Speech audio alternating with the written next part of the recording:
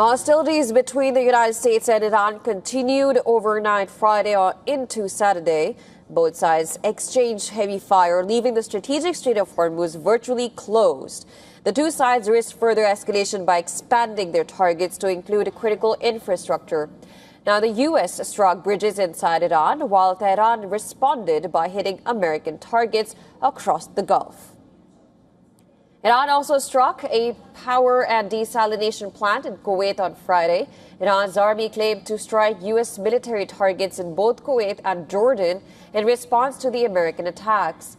In Kuwait, Iranian forces targeted an ammunition depot at Camp al-Adiri, as well as headquarters buildings, ammo depots at the Ali al-Salem Air Base, and several communication bridges.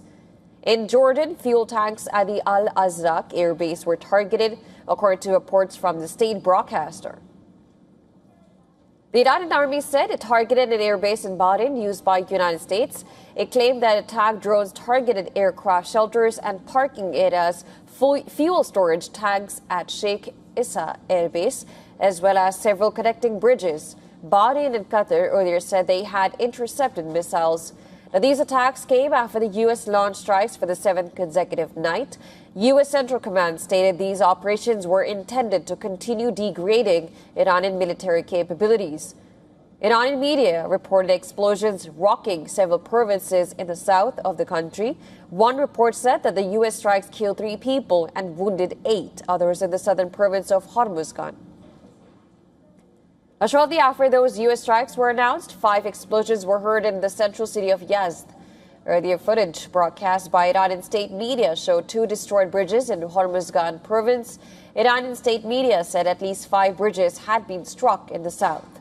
CENTCOM also released a video showing strikes on maritime surveillance tower at Iran's Kalantari port along its Gulf of Oman coastline.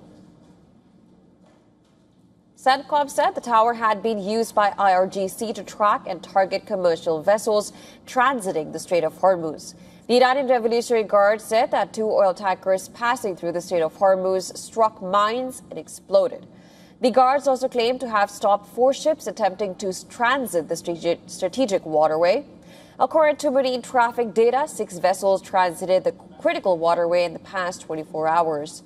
Tehran is threatening to escalate further. Reports also say that Iran has asked Yemen's Houthis to stand ready to close the Red Sea oil route if the U.S. strikes Iranian power infrastructure. Houthis have said to have completed preparations to attack shipping by deploying missiles and drones near the Bab el-Mandeb Strait, the gateway to the Red Sea. Meanwhile, a top Iranian commander has warned that Iran will resume full-scale offensive operations if U.S. strikes continue over the coming days. While talking to state media agency Arab, Major General Mohsen Razai declared that Iran will no longer limit itself to retaliatory like-for-like responses and no political border will be safe.